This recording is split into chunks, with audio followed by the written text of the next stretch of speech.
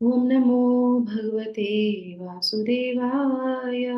ओम नमो भगवते वासुदेवाय। ओम नमो भगवते वासुदेवाय। ओम अज्ञानतिमिरान्धस्य ज्ञानाञ्जनशलाकया चक्षुरुन्मिलितं येन तस्मै श्रीगुरुवे नमः।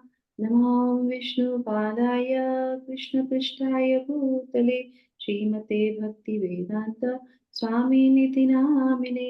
नमस्ते सारस्वते देवे गौरवाणी प्रचारिणे निर्विशेषा शून्यवादी पाश्चात्य देशतारिणे। जय श्री कृष्णा चैतन्य प्रभु नित्यानंदा श्री अद्वैत गदाधर श्रीवास आदि गौर भक्त वृंदा। हरे कृष्णा कृष्णा कृष्णा हरे हरे हरि हरे रामा राम राम हरे हरे। जगत गुरु श्रील प्रभुपाद की जय। भगवत वाणी भगवत जी की जय। गुरु महाराज की जय। हरे कृष्णा। तो आज हम लोग जो है भगवान की कृपा से श्रील प्रभुपाद की कृपा से श्रील प्रभुपाद की असीम कृपा रही कि इस पूरे अध्याय में हम लोगों ने श्रील प्रभुपाद के शिक्षाओं के साथ ये अध्याय लिया और प्रत्येक दिन उनका एक शिक्षा इस अध्याय से जुड़ी रहती थी। तो आज की शिक्षा में भी जो है श्रील प्रभुपाद हमको क्या बोल रहे हैं, अगर हम इस अध्याय से इसको हम जोड़ते हैं तो वो क्या बोलते हैं कि अगर कोई कृष्ण भावनामृत नहीं लेगा तो क्या होगा, भगवान क्या करेंगे, छीन लेंगे। कृपा तो वहां पे भी रहेगी उनकी, वो नास्तिक बन जाएगा, सब कुछ छीन लेते हैं ना।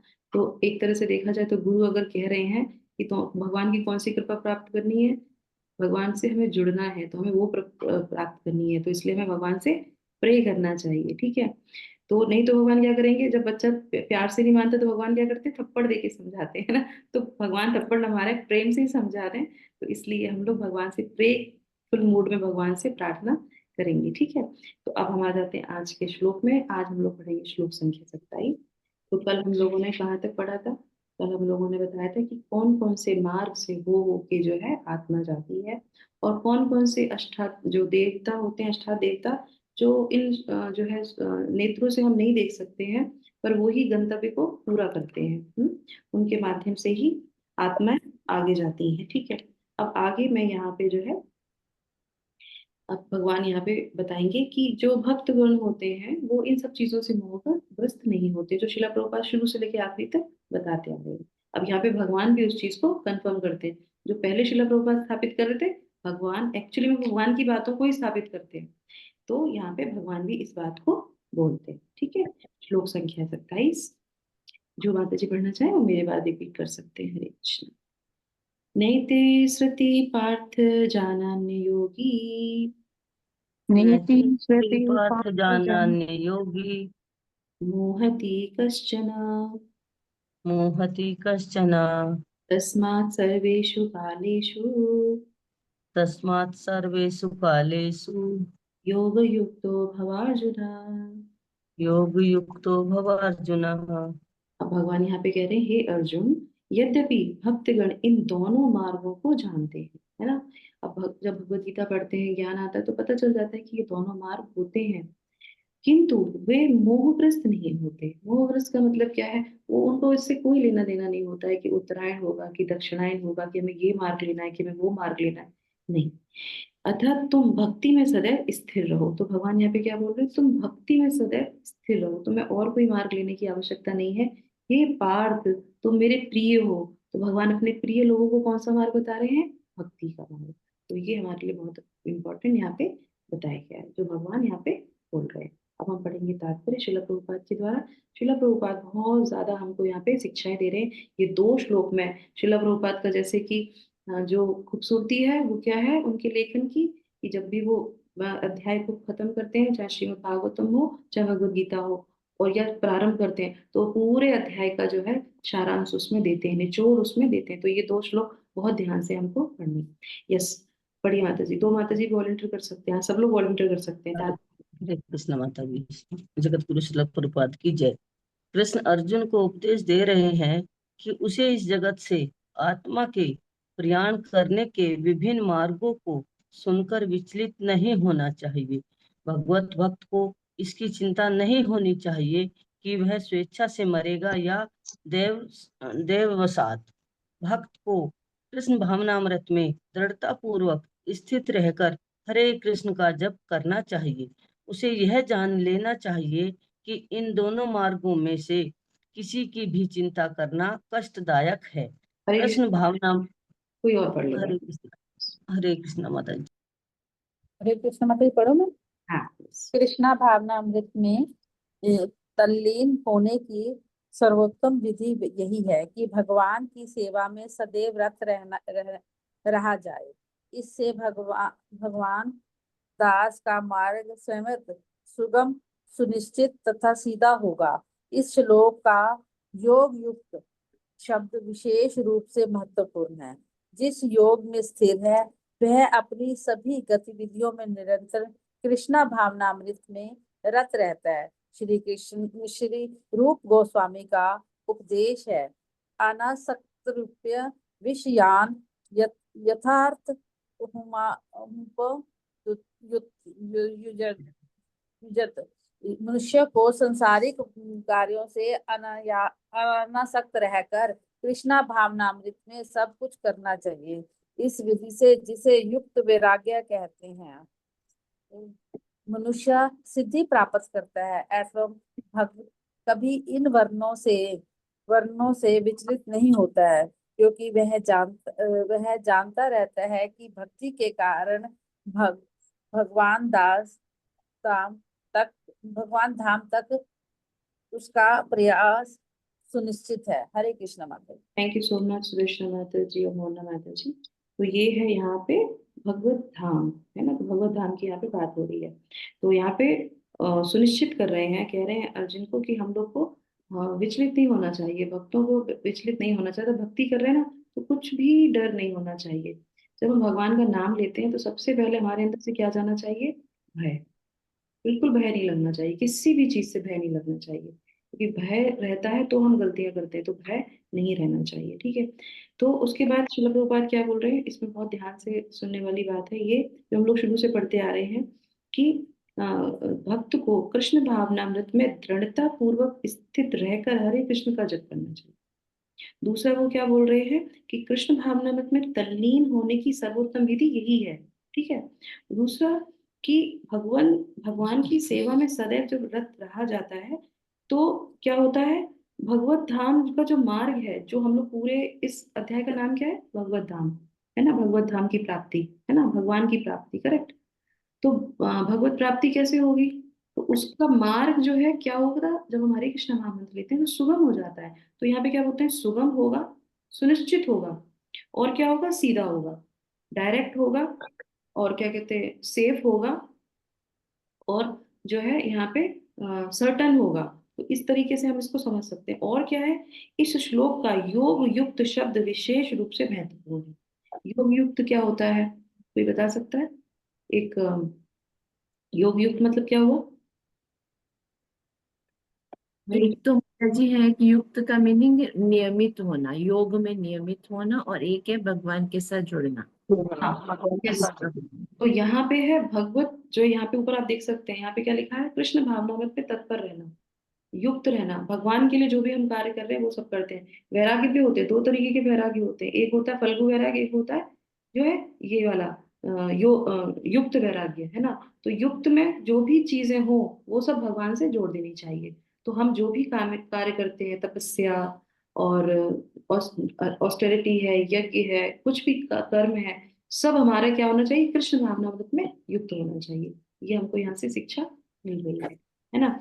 और युक्त वैराग्य मतलब वही है, छोड़ना कुछ नहीं है। फल्गु वैराग्य का मतलब क्या होता है, नीचे लिखा है उसमें यहाँ पे, युक्त वैराग्य। तो फल्गु वैराग्य में क्या होता है कि हमने सब छोड़ दिया, पर क्या होता है, जैसी परिस्थिति अपोजिट होती है वैसे ही, जैसे अभी श्रील प्रभुपाद अपनी शिक्षा में बता रहे थे कि जैसे ही भगवान ने कहा, हमने कहा हमने सब छोड़ दिया, तब त्याग कर दिया। एक्चुअल में जब भगवान ने लिया आपसे, उन्हीं का है ना सब कुछ। जब उन्होंने आपसे कुछ छीन लिया, आपका धन छीन लिया, आपका घर छीन लिया, आपका बच्चे छीन लिया, आपका कोई साथी छीन लिया, एकदम से विचलित हो गए। अब भगवान ने हमारे साथ ऐसा क्यों किया, और फिर हम भगवान को ही नहीं मानेंगे, करेक्ट। इस तरह से नहीं होना चाहिए। हमको वैरागी होना है, पर युक्त वैरागी होना है। युक्त वैरागी मतलब जो कुछ भी है वो आपका ही है, आपकी सेवा में ही है। इस मेंटेलिटी से, इस मनोदशा से अगर हम शुरू से भक्ति करते हैं, तो जब भी कुछ चीज अगर जाएगी भी ना, तो हम क्या बनेंगे, हम जो है वो नहीं बनेंगे, हम भगवान की तरफ से विचलित नहीं होंगे। हमें लगेगा कि हाँ भगवान का था, भगवान के पास चला गया, हमने पूरी तरीके से दे दिया, तो वो युक्त वैराग्य है। हमें धन संपत्ति घर जो भी कुछ है हमारे पास, सब भगवान की सेवा में हमको लगाना चाहिए। आ जाते हैं हम अगले श्लोक पे, ठीक है। मनुष्य सिद्धि प्राप्त करता है, अतः भक्त कभी भी इन वर्णनों से विचलित नहीं होता। तो सबसे मेन इंपॉर्टेंट क्या है, हमें इन सब चीजों से विचलित नहीं होना। कौन सा मार्ग है, कौन सी दशा है, कौन सा काल है, उत्तरायण है कि दक्षिणायन है, हमको सिर्फ और सिर्फ क्या करना है, भक्ति करनी है, ठीक है। नेक्स्ट श्लोक पढ़ लेते हैं, 28वां श्लोक। जो माता जी वॉल्यूम करना चाहते हैं मेरे पीछे पीछे पढ़ सकते हैं। वेदेषु यज्ञेषु तपस्सु चैव वेदेषु यज्ञेषु तपस्सु चैव दानेषु यत्पूर्णबलं प्रदिष्टम् दानेषु यत् पुण्यफलं प्रदिष्टम् अत्येति तत्सर्वमिदं विदित्वा अत्येति तत्सर्वमिदं विदित्वा योगी परं स्थानमुपेति चाद्यम्। योगी परम उपैति चाद्यम्। जो व्यक्ति भक्ति मार्ग स्वीकार करता है, वह वेदाध्ययन, तपस्या, दान, दार्शनिक तथा सकाम कर्म करने से प्राप्त होने वाले फलों से वंचित नहीं रहता।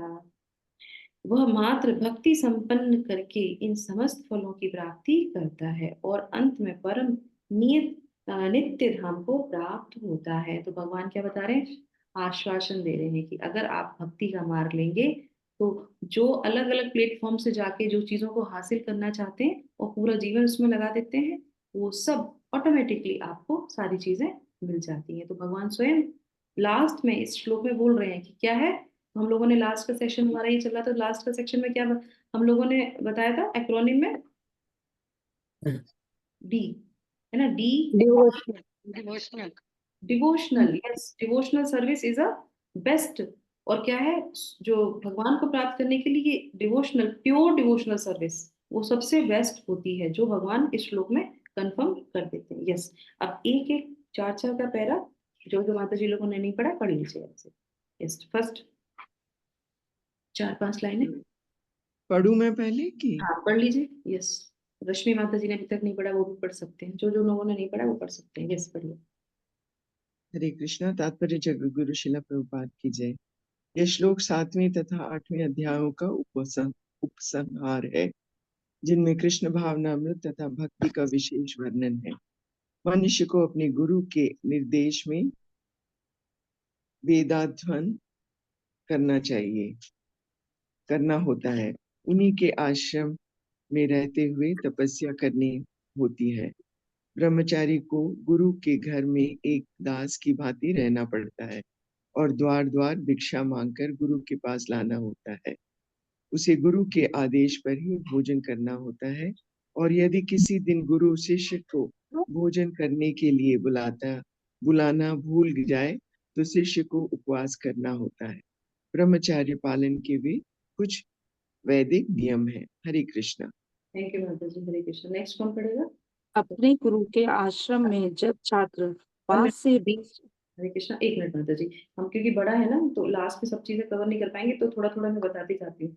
यहाँ पे 7 जो है अध्याय और 8वें अध्याय उसका संहार कर रहे हैं। तो ये फर्स्ट जो पैराग्राफ है, इसमें श्रील प्रभुपाद जो है इसके बारे में बता रहे हैं। इसमें श्रील प्रभुपाद ब्रह्मचर्य के बारे में बता रहे हैं, जो हमने पूर्ण वर्ण और आश्रम के बारे में पढ़ा था 7वें अध्याय में, उसके बारे में यहाँ पे चर्चा कर रहे हैं। क्यों कर रहे हैं?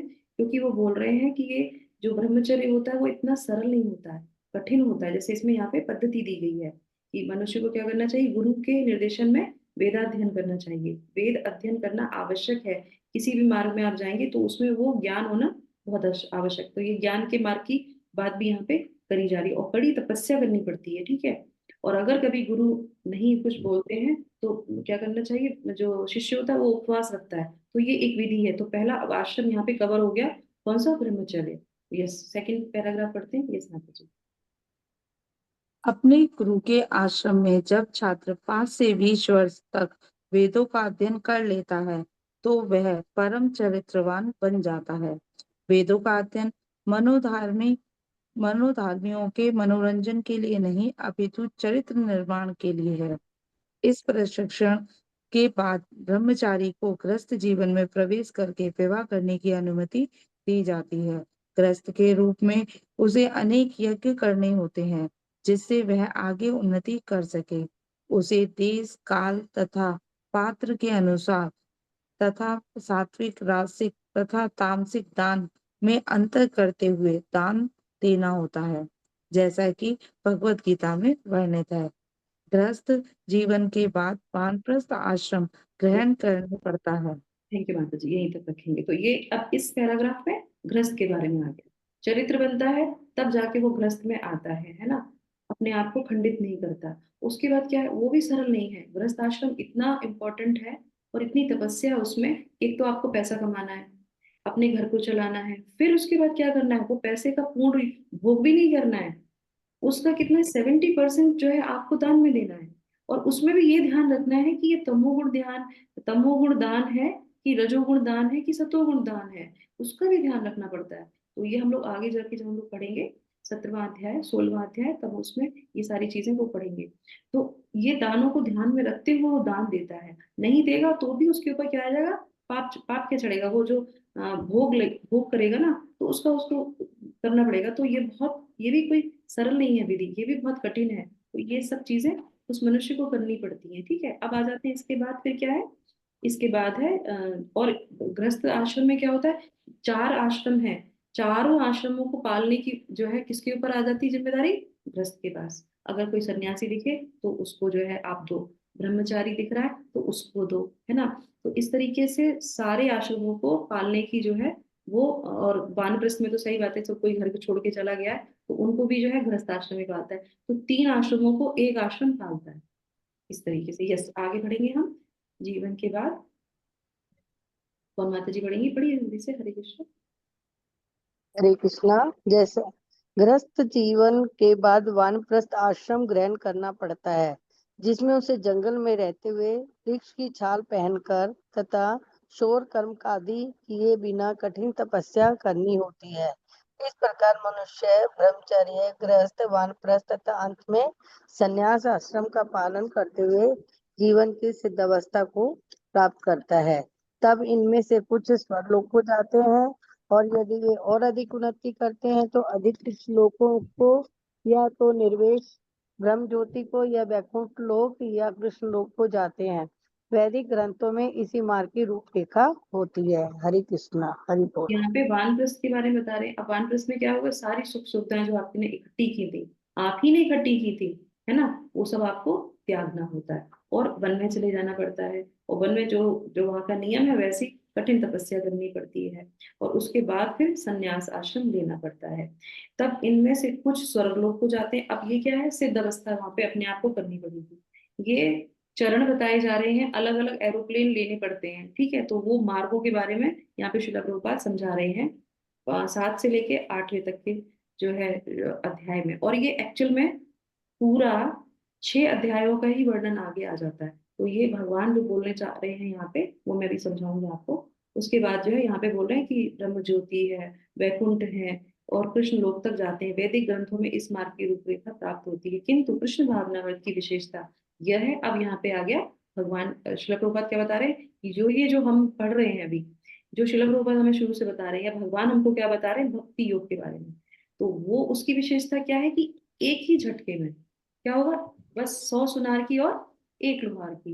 अच्छा, टिक टिक टिक टिक करते रहो या एक ही बार में हथौड़ा मार दो, तो वो एक हथौड़ा एक ही झटके में भक्ति करने के कारण मनुष्य जीवन की विभिन्न आश्रमों के अनुष्ठानों को पार कर जाता है।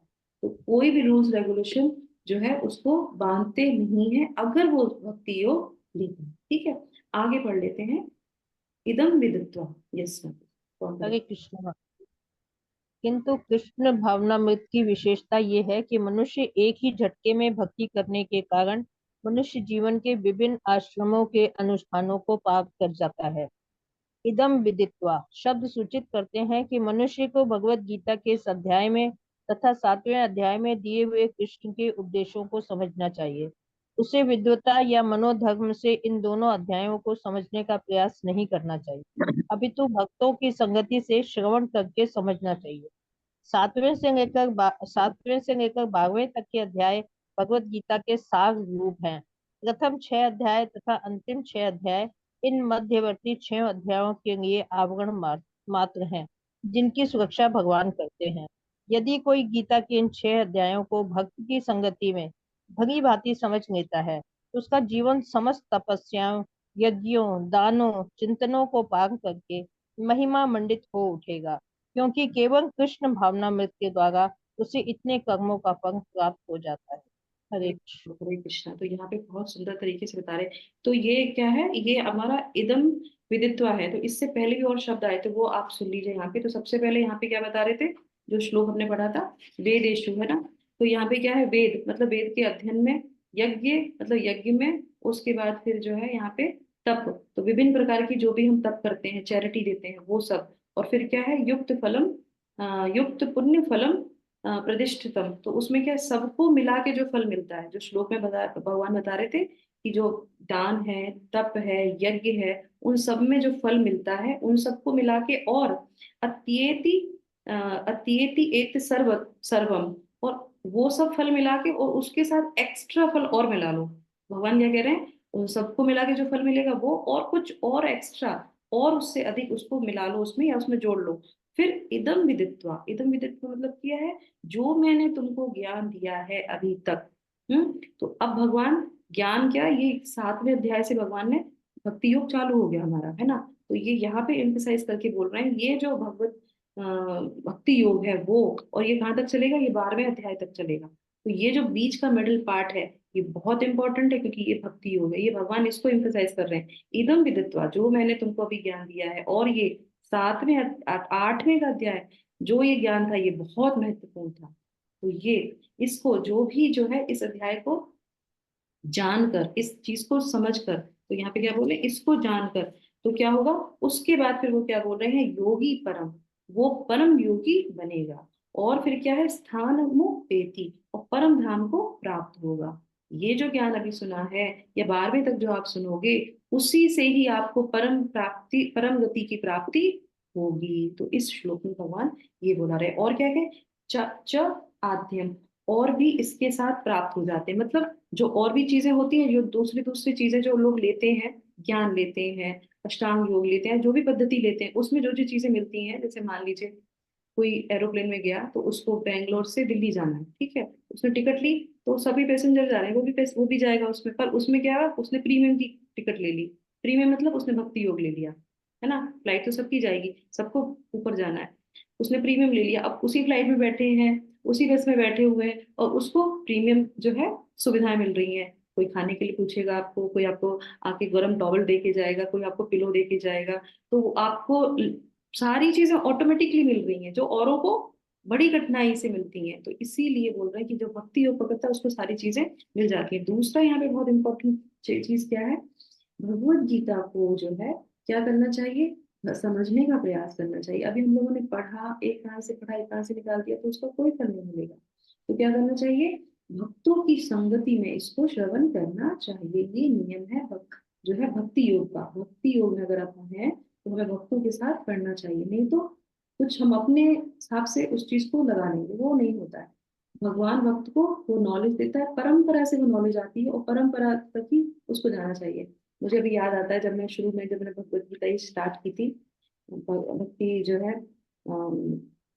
भक्ति विनोद महाराज के साथ हम लोगों ने सबसे पहले भगवत गीता हमने पढ़ी, पूरी भगवत गीता पढ़ी।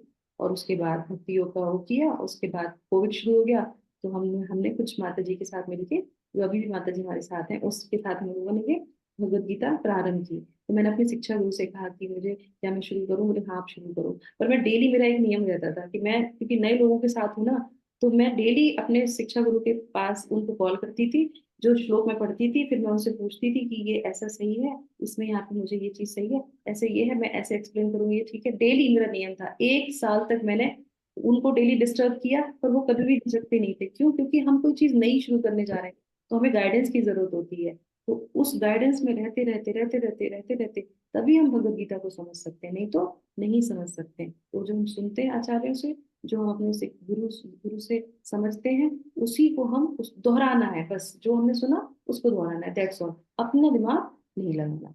तो इस तरीके से जब वो ज्ञान आएगा तो वो क्या होगा, एकदम गलितम फलम की तरह आएगा, पका हुआ हाथ के हाथ वो जो है फल, वो रस बराबर से नीचे तक चला जाता है, और यही परंपरा का नियम होता है। तो इस तरीके से बताया गया है। ठीक है, अब आ जाते हैं दूसरे जो है पैराग्राफ पे। यस माता जी, तो माता जी पढ़ लीजिए आधा आधा करके। जिसे भगवत गीता का तनिक भी श्रद्धा नहीं है। यस पढ़िए माता जी, हरे कृष्ण।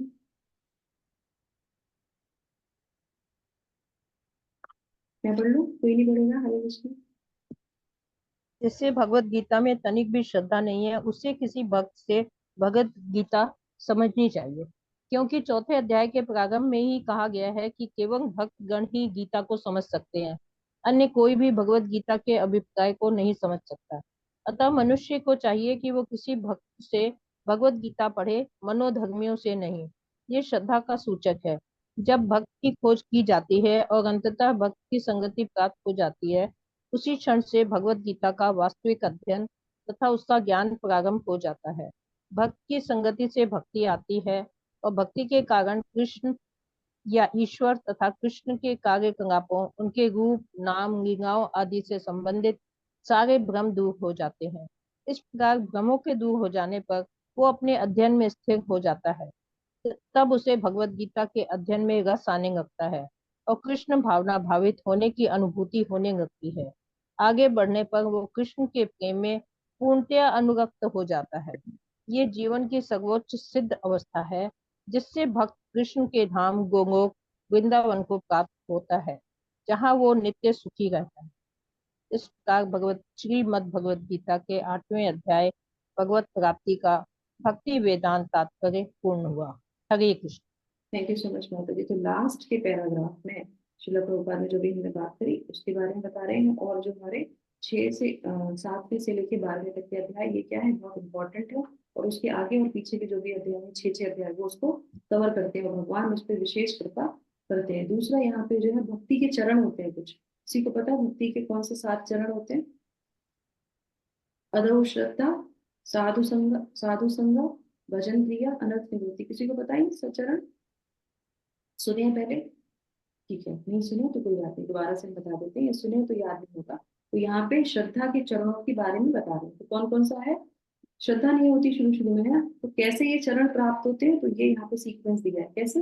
अतः मनुष्य को चाहिए कि वो किसी भक्त से भगवत गीता पढ़े, मनोधर्मियों से नहीं। तब क्या होगा? यह श्रद्धा का सूचक है। जो श्रद्धा हमारे अंदर है, अगर किसी भक्त के साथ हम श्रद्धा, आपने देखा होगा किसी भक्त से आप मिलते हैं, श्रद्धा सबके अंदर होती है, आवरण ढक जाता है, तो जब भक्त से मिलते हैं तो वो क्या होता है, खिल के बाहर आता है। कहते हैं अरे माता जी हमें ऐसा लगा, अब हमें ऐसा करना चाहिए, श्रद्धा बढ़ने लगी। भक्त के साथ रह के श्रद्धा बढ़ने लगती है, और जब श्रद्धा बढ़ने लगती है तो फिर क्या होता है, फिर उसके बाद वो क्या है, वो वास्तविक भगवत गीता के अध्ययन का ज्ञान प्रारंभ, सॉरी, हाँ, भक्तों की संगति प्राप्त होती है। जब भक्त की खोज की जाती है और अनंततः भक्त की संगति प्राप्त होती है, तो श्रद्धा, साधु संग, तो यहाँ पे क्या हो गया, भक्त की संगति, साधु संग मिल जाता है। साधु संग मिल जाता है, उसी क्षण से भगवत गीता का वास्तविक अध्ययन तथा उसका ज्ञान प्रारंभ हो जाता है। तो भक्त की संगति में भक्ति आती है, ये श्रील प्रभुपाद बोल रहे हैं, और भक्ति के कारण ईश्वर या कृष्ण या ईश्वर तथा कृष्ण के कार्यकलापों, उनके रूप, नाम, लीलाओं आदि से संबंधित सारे भ्रम दूर हो जाते हैं। तो ये दूर भ्रम हो जाते हैं, इस प्रकार भ्रमों से दूर हो जाने पर वह अध्ययन में स्थिर हो जाता है। तो आदौ श्रद्धा, साधु संग, भजन क्रिया, तो ये क्या हो जाता है, भजन क्रिया करने लगता है, यानी कि उनके नाम, रूप, गुण, लीलाओं के बारे में सुनने लगता है, ये उसके भजन में आ जाता है। उसके बाद क्या होता है, अनर्थ निवृत्ति। अनर्थ क्या है? अनर्थ मतलब भ्रम रहना, कृष्ण भगवान कौन है, सुप्रीम है या नहीं है, वो सब चीजें, द्वंद्व उसका मिट जाता है, वो भ्रम दूर हो जाता है, वो अनर्थ चला जाता है उसके अंदर से।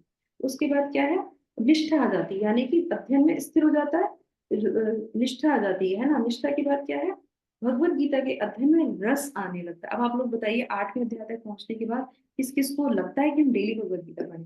हमें पढ़ना चाहिए, भगवान ने बहुत अच्छा ज्ञान दिया है। ये रस क्यों आने लगता है, ये रुचि डेवलप होने लगती है भक्तों के साथ पढ़ने से, और फिर कृष्ण भावनावत होने की अनुभूति यानी कि भाव आने लगता है। आगे बढ़कर वह कृष्ण के प्रेम में, तो ये लास्ट का चरण है कौन सा, प्रेम का, तो वो प्रेम आने लगता है और फिर पूर्णतः अनुरक्त हो जाता है। जीवन की सर्वोच्च सिद्धि अवस्था यही है, भगवान धाम जाने का, गोलोक वृंदावन उसको प्राप्त हो जाता है। तो ये जो 7 चरण बताए गए हैं भक्ति के, ये पूरे कंप्लीट हो जाते हैं सिर्फ किससे, जो हम ये पद्धति ले रहे हैं, जो श्रील प्रभुपाद हमको सिखा रहे हैं। अब यहाँ पे आप लोगों के लिए एक छोटा सा प्रश्न, क्योंकि आज हमारा ये अध्याय विराम होने जा रहा है, पूर्ण आहुति इसकी हो रही है, तो श्रील प्रभुपाद की कृपा से हम इसको कंप्लीट कर रहे हैं। अब आप मुझे बताइए, पूरे अध्याय को पढ़ने के बाद क्या सार निकल के आता है, हमें क्या करना चाहिए, क्योंकि ये प्रैक्टिकल होना बहुत जरूरी है, नहीं तो क्या होगा, अभी पढ़ा था, पढ़ा और निकल गया, आया राम गया राम। बताइए। माता जी, इसका पूरा सार यही निकल के आया है कि हमें भक्ति में डिट हो जाना चाहिए। तब हमें ये नहीं, मतलब तब हम ये बिल्कुल भूल जाएंगे कि हमें मरने का समय क्या होगा, कि मतलब कि भक्ति में हाँ। खड़े हो जाना चाहिए, प्रेमलता माता जी ने बताया। दूसरी माता जी कुछ और बता सकते हैं? हरे यस। कृष्णा माता जी, इसमें ये क्या है कि अगर हमें अपनी भक्ति को इम्प्रूव करना है तो हमें भक्तजनों का साथ करना पड़ेगा। Very nice. थर्ड, दूसरा तीसरा पॉइंट, जो लोग शुरू से पढ़ रहे हैं इस भगवत गीता को, तो कुछ हमें उसका मीनिंग भी समझ में आना चाहिए ना, क्या है इसका, बताइए। टाइम तो थोड़ा ज्यादा हो गया, पर उसके बाद पूर्ण कर लेंगे यहाँ पे। बताइए, एकादशी में ही हम इस चीज को जो है कंप्लीट कर रहे हैं। बताइए, ये हमारे लिए संकल्प भी होना चाहिए, इस अध्याय को पढ़ने के बाद भगवान क्या करें, इसको संकल्पित करना चाहिए, निश्चय होना चाहिए, दृढ़ होना चाहिए। तो भक्तों का साथ रहना चाहिए, निष्ठा होनी चाहिए भक्ति में, भक्ति का मार्ग लेना। और क्या है इतना इम्पोर्टेंट, जो मैंने शुरू से आप लोगों को बताया था कि इस अध्याय में कुछ विशेष चीजें मिलेंगी, उसको नोट डाउन करना है। किसी ने किया कि नहीं किया? हरे कृष्णा माता जी, कि भगवान पर पूरी निष्ठा रखनी है, विश्वास रखना है, हम्म। और और भगवान का नाम जप करते रहना है, भक्ति करते रहनी है। और यस, वेरी नाइस। और कुछ? माता जी, दिन रात भगवान की भक्ति करते रहो ताकि एंड समय में भी हमारे में वो नाम भक्ति कैसे आएगी? नाम जाप करके, भक्तों का संग करके। वो गुरु के पास जाए। गुरु से, वेरी नाइस पॉइंट, कि हमें गुरु जरूर लेना चाहिए। और कुछ?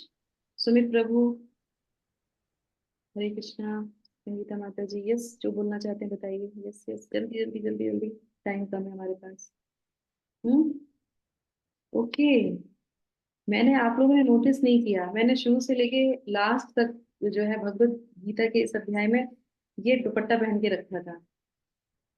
क्या है ये दुपट्टा, बताइए, क्या है इसमें खास ऐसा? नाम जप करता रहना है, महामंत्र का जप करना है, महामंत्र का जप। शिला प्रभुपाद ने शुरू से लेके एक ही, लास्ट तक एक ही चीज को बोला है कि भक्ति में दृढ़ रहना है, अगर निष्ठा रखनी है, गुरु को प्राप्त करना है, या विचलित नहीं होना है, मार्गों में द्वंद नहीं होना है, उन सबका एक ही उपाय है। क्या है वो?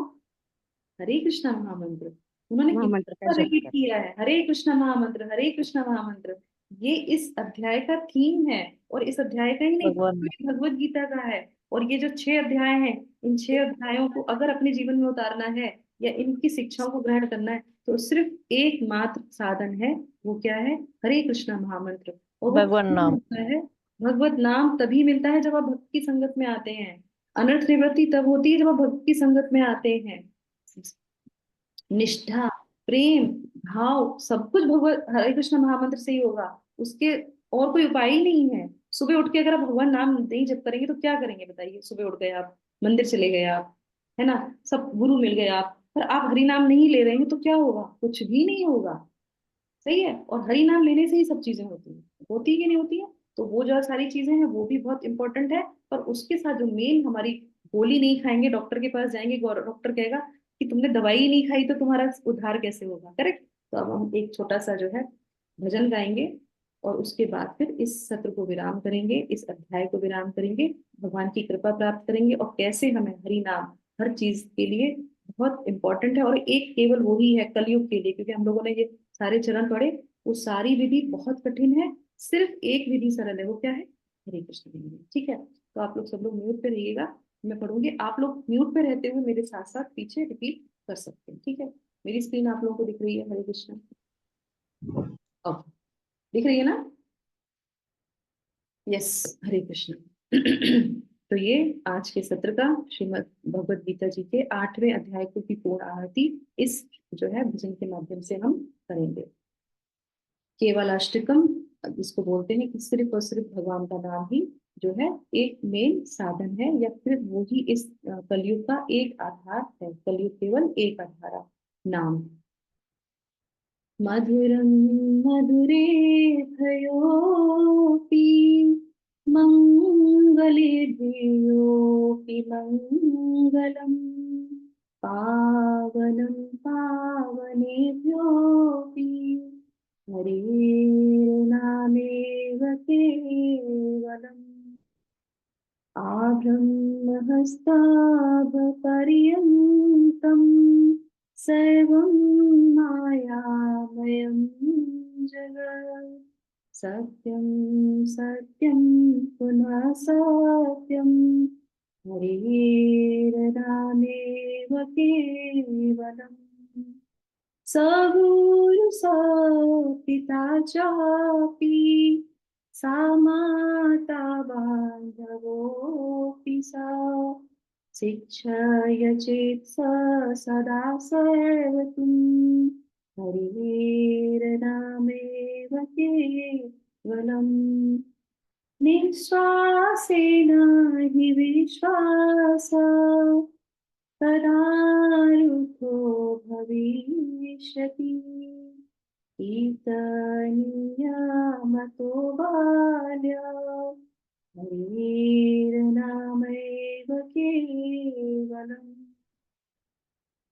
हरि सदा वस्ते तत्र यत्र भगवता जना गायन्ति भक्ति भावेन हरेर्नामैव केवलम् अहो दुःखं महादुःखं दुःखतरं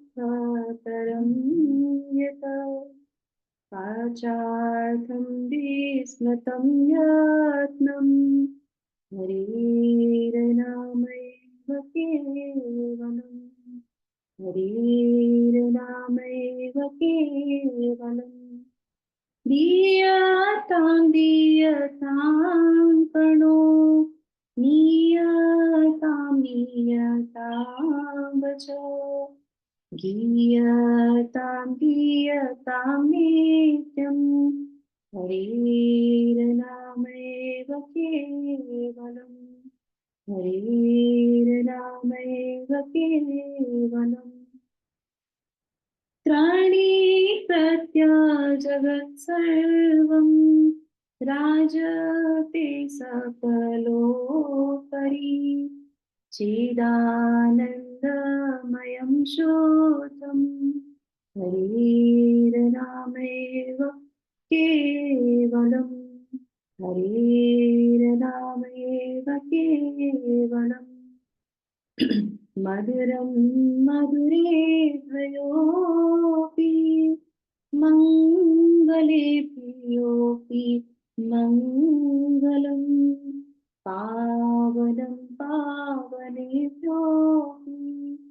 हरेर्नामैव केवलम् हरेर्नामैव केवलम् हरेर्नामैव केवलम् हरे कृष्णा कृष्णा कृष्णा हरे हरे हरे राम राम राम हरे हरे हरे कृष्णा कृष्णा कृष्णा हरे हरे हरे राम राम राम हरे हरे। हरि नाम प्रभु की जय। हरे कृष्ण महामंत्र की जय। श्रील प्रभुपाद की जय। भगवत वाणी भगवत गीता जी की जय। हरिओम तत्सत। हरे कृष्णा। हरे कृष्णा माता जी, दंडवत प्रणाम। माता जी मेरी एक हरे कृष्णा हम, माता जी। जो पहलगाम में हुए हैं बेचारे शहीद, उनके लिए थोड़ी प्रार्थना करें। Yes, कल ma'am. सुना, Yes. मैं बहुत डिस्टर्ब हुई कल से। ठीक है माता जी। तो हम ये है आदि भौतिक, आदि दैविक, आध्यात्मिक जो उपद्रव आता रहता है, तो हमें सबके लिए हरे कृष्ण महामंत्र ही करना चाहिए। क्यों? क्योंकि यही एक केवल आधार है, यही पावन है। और उसमें लिखा था ना, दुख हो, दुख से भी ज्यादा हो, महादुख हो, कुछ भी हो, हमें क्या करना चाहिए? सिर्फ हरे कृष्ण महामंत्र लेना चाहिए। तो जो इस सत्र में जितने भी माताएं थी, शुरू से जिन्होंने भगवत गीता पढ़ी, सुनी, यूट्यूब के माध्यम से या फिर सत्र में लाइव जुड़ने के माध्यम से, कैसे भी उन्होंने सुना, वो जो लोग हरि नाम नहीं ले रहे हैं उनके लिए, जो नाम ले रहे हैं उनके लिए, जो किसी आपातकालीन में है उनके लिए, जिनको बहुत दुख है, जिन्होंने अपने लोगों को छोड़ा है, जैसे माता जी ने बताया था, हम उन सबके लिए हरे कृष्णा महामंत्र करते हैं। और माता जी जो भी हरे कृष्णा महामंत्र लेते हैं, ये मैं आपको बता रही हूँ, जैसे माता जी ने बोला, जो संत होते हैं वो क्या करते हैं, वो दूसरों के लिए ही हरे कृष्णा महामंत्र करते हैं, वो अपने लिए कभी नहीं करते हैं। जैसे हम लोग सब लोग हरे कृष्णा महामंत्र करते हैं तो हमारे अंदर कोई डिजायर होती है, पर ये कहीं ना कहीं ये महामंत्र जो है सबके लिए प्रोटेक्शन के लिए ही होता है। जो संत होते हैं वो तो सबके लिए, उनके उत्तमता के लिए करते हैं। ये हमारे सनातन धर्म की विशेषता है। तो हम मिलके 3 बार हरे कृष्णा महामंत्र सभी प्राणियों के लिए, सबके लिए करेंगे। हरे कृष्णा हरे कृष्णा कृष्णा हरे कृष्णा कृष्णा कृष्णा हरे हरे राम राम हरे हरे राम राम राम राम राम राम हरे हरे हरे हरे हरे कृष्ण कृष्ण कृष्ण हरे हरे हरे राम राम राम राम राम हरे हरे हरे हरे राम हरे कृष्णा हरे कृष्णा हरे कृष्णा हरे हरे राम कृष्णा कृष्ण हरे कृष्ण राम हरे हरे हरे राम हरे हरे हरे Ram Hare Ram Ram Hare Ram Ram Ram Ram Hare Hare Hare Hare thank you so much. Hare Krishna माता जी, दंडवत प्रणाम। हरे हरे कृष्णा कृष्ण माता जी, दंडवत प्रणाम। हरे हरे कृष्णा माता जी दंडवत प्रणाम। Krishna. Thank you so Hare much माता जी। कृष्णा।